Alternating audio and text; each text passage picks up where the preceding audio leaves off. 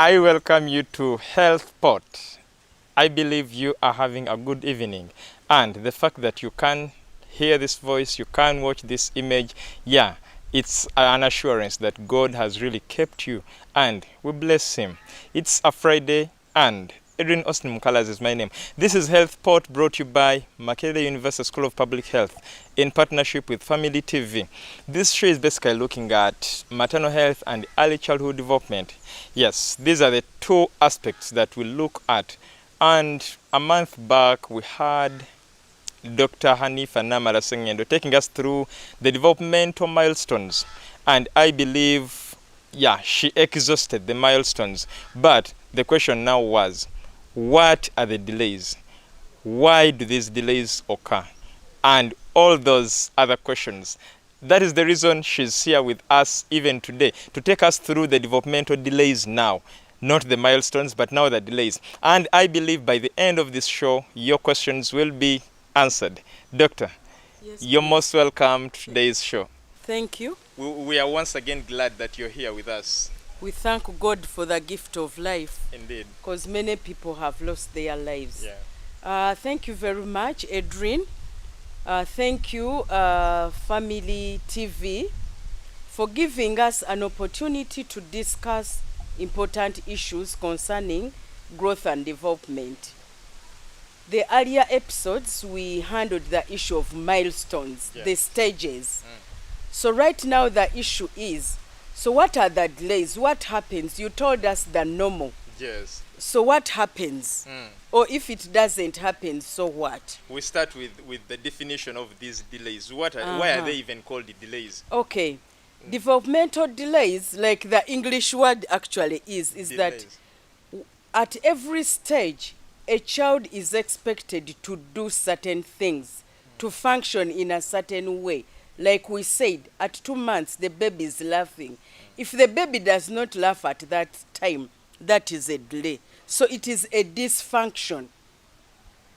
But when we talk about generally about developmental delays, most of the time we need to understand that the delay can be in terms of movement, the way the child is moving, the way the child is talking, the way the child is even looking, like looking at the way that the child can look and recognize, the way the child reasons.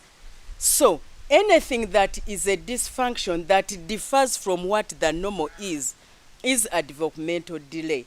And relating it to early childhood development, Yes. we discussed earlier on that below 8 years, the brain is still growing.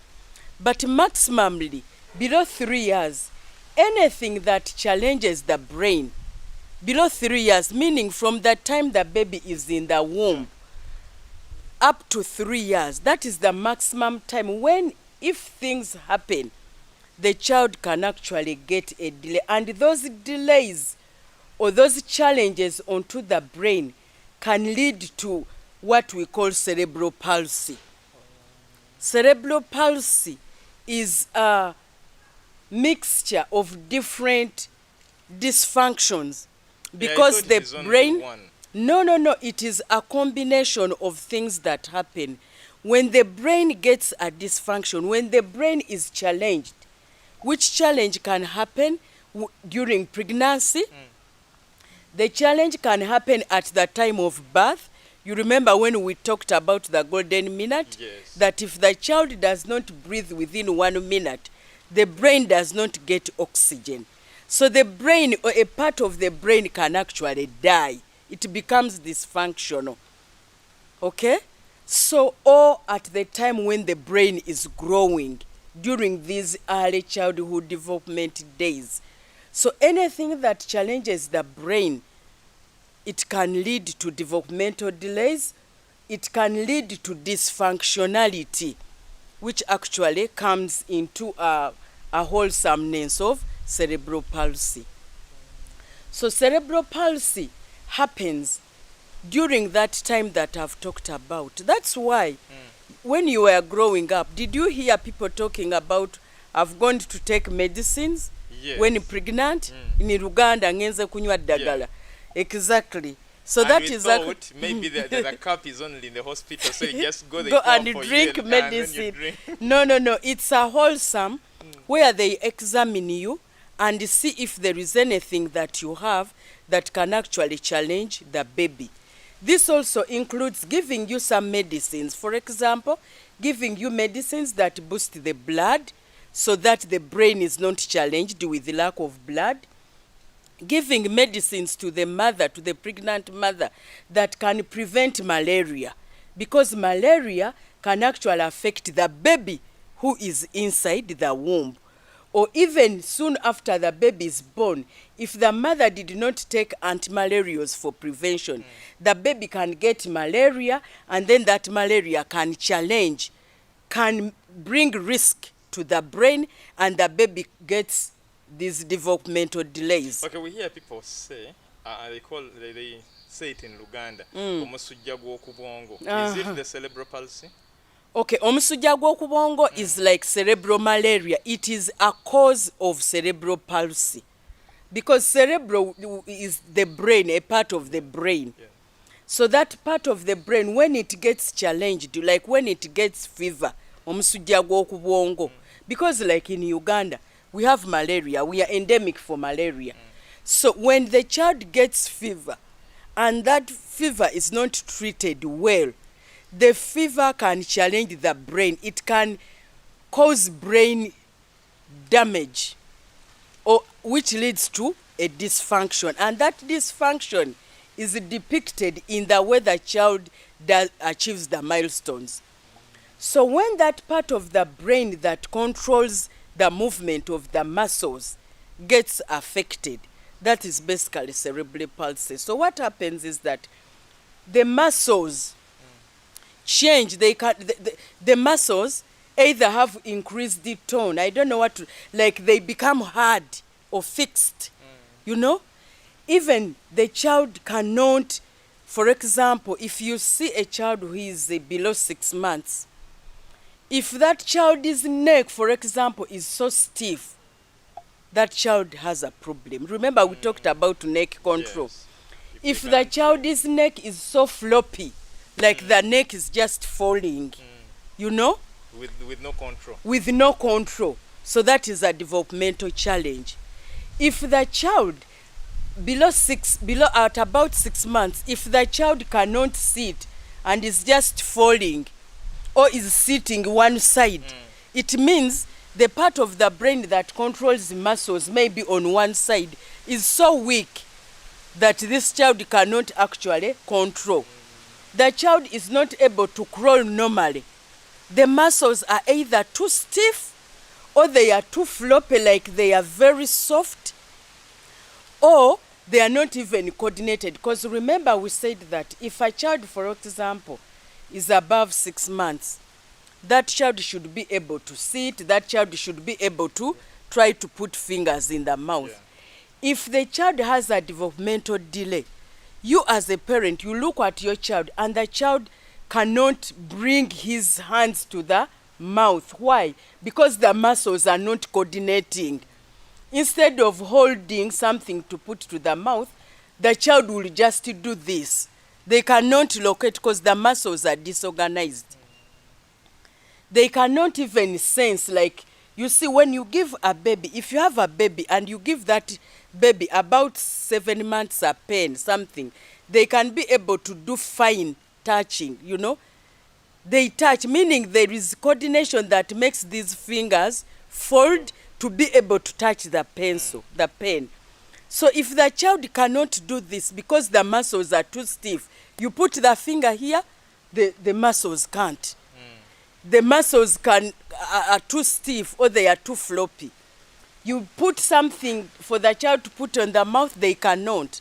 So it means that that child has developmental delay. The child cannot sit by 6 months. The child is not sitting. But by 1 year, a child who is not crawling and standing and beginning to walk, because walking requires the muscles to coordinate and, you know, understand that now I should be moving, you know. The muscles are too stiff, they cannot, or they are too soft, too floppy, the muscles of the legs. So that means this child has that general condition called cerebral palsy. What about stretching the legs? Because a certain mother actually was concerned and was, my baby is 1 year old, but instead of walking, they only stretch the legs. They sit and stretch the legs. Is that normal? Yes, that is what I call the coordination. They cannot coordinate. So instead of sitting, because sitting requires for the legs to flex, to be folded. But if a child has a delay, instead of folding, they will just stretch. That the muscles are too stiff. That means the joints cannot even do what? Cannot fold. They cannot fold, they cannot flex. So that is abnormal. Even if it is the hands, if the child all the time has the hands crossed, then the child is abnormal. Some Why? mothers think the baby is just humble. No, it is not being humble, by the way. The baby should be able to move the hands in whatever the direction. But if you are having a baby, for example, you have a 6-month-old baby, and the hands are flexed, folded like this. I'm trying to avoid the scientific words, so you bear with me. The hands are crossed all the time, and they are stiff, you know. The child is clenching the teeth all the time, is putting the mouth together, you know. That means that child's muscles have a problem. They are too tight to do anything. So you find such children cannot even feed. You know, feeding, what it requires? Yes. It requires opening the mouth. So if the child got a problem, maybe during pregnancy, during birth, or during these early childhood development years, during these 3 years, the child got malaria, the child got a problem, and the brain, the part of the brain that controls the muscle has been affected, this child will not be able to do those things. They cannot sit, or they sit wrongly. For example, if the child is folding their legs, when this leg folds, this one should be folding. So you find a child, one leg is folding, the other one is stretching. So that is an abnormality. So that child cannot sit properly. Or if it is walking, one leg cannot walk. They try to move one leg, the other one cannot. So all those are signs of developmental delay. It even goes to speaking. Doctor, I think at that point, let us go for a short commercial break, and then when we come back, we are going to start from the speech, because it is now becoming more serious. Yes.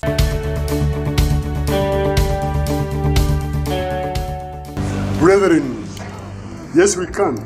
We can clear the debt of church house. And I want to invite you to give generously to the love gift. May God bless you as you give.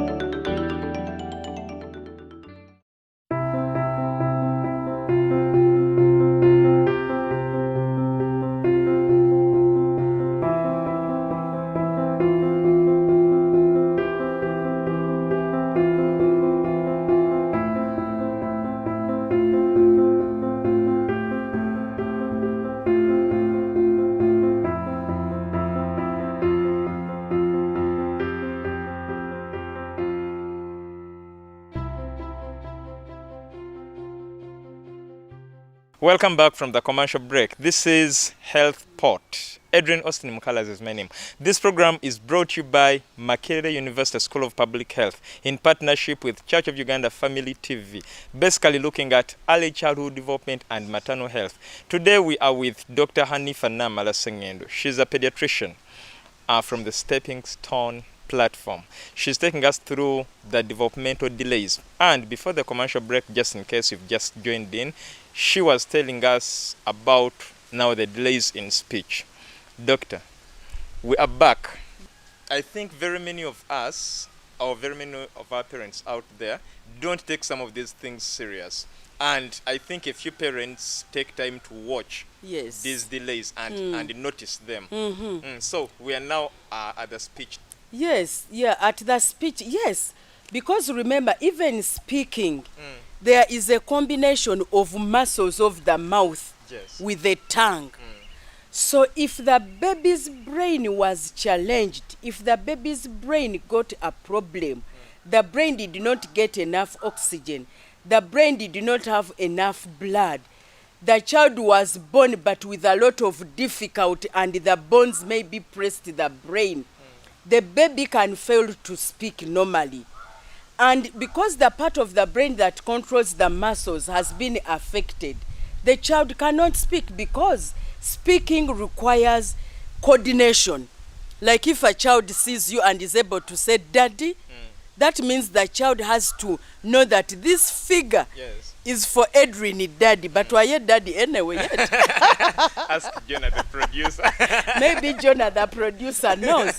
You know, the child has that cognition, the understanding that this figure is for daddy, and will say daddy.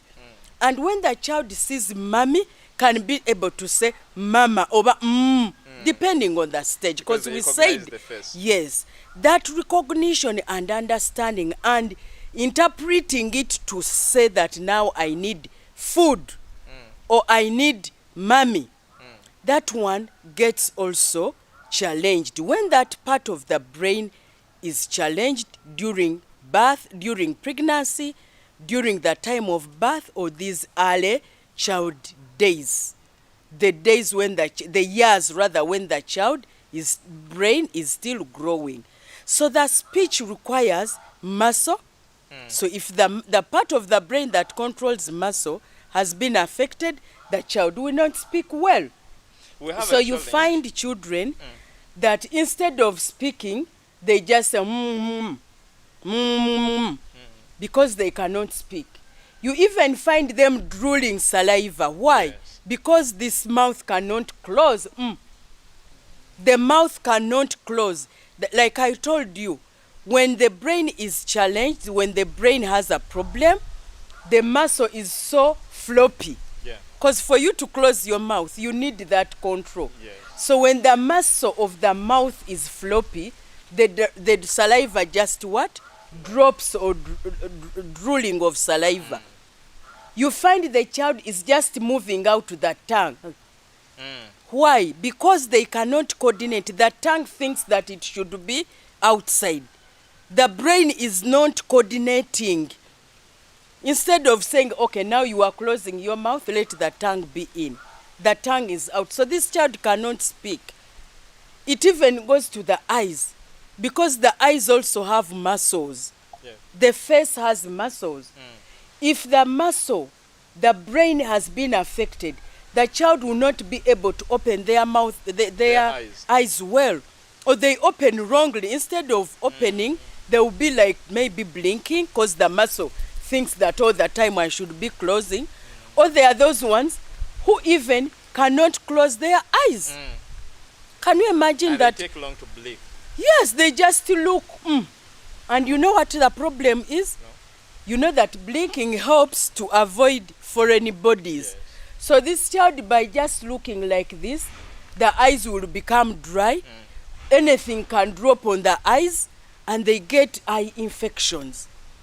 So all these things we have talked about, the causes are what we have discussed. So, Doctor, before we go there, I'm taking you back to speech. We have now a challenge, and this is now speech milestones. When should a mother now realize or sense that there is a problem with my child's speech? Because we have now children who stammer. And then they also have hardship in pronouncing words. So when should a mother now start saying, there is a problem with my child's speech? Okay. We said by 6 weeks the child coos. Coos meaning the child is doing oh, you know. By about 3 months, the child continues to say that sound. But if you find that your child does not even produce any sound, some children may even fail to cry because why? Crying requires still a mixture of muscles and whatever. Okay? A child usually starts crying when they are discomfortable. For example, even at 2-3 months, if the diaper is full or if they are feeling so hot, they can start crying and you say, oh, maybe the child is hungry. So by about 5 months, 6 months, if you notice a child who is not controlling their tongue, a child who does not have any speech, like maybe da da da da, they cannot say da da da, ta ta ta ta, you know, by about 6 months, then there could be a problem, you know. But you have to start early by watching different things, because I told you these developmental delays, or what we can call cerebral palsy in a consortium, it is a combination of several symptoms. Because if a child does all the other things and the problem is speech, probably that is a different problem. It can be familial. Like we have families that take long to speak. That is, it runs in families. It is their DNA. For example, they stammer. Even a child who stammers begins to speak. But when time comes for coherent speaking, like speaking continuously, then you can see the child is stammering. But they will start to speak, you know. So even if a family stammers, but the child is supposed to speak, at least can say mama or ma, then you can know that maybe it's not adding mama because of the stammering that runs in the family. But I told you, the ma comes out. But I told you, it is a combination of other muscle things. The walking, the crying, neck control, you know. And both of them are either side. Either the neck is falling or the neck is too stiff. Like you hold a child and the child is like sort of going away from you, pushing away from you, you know, because the muscle is toned so much, pushing away from you.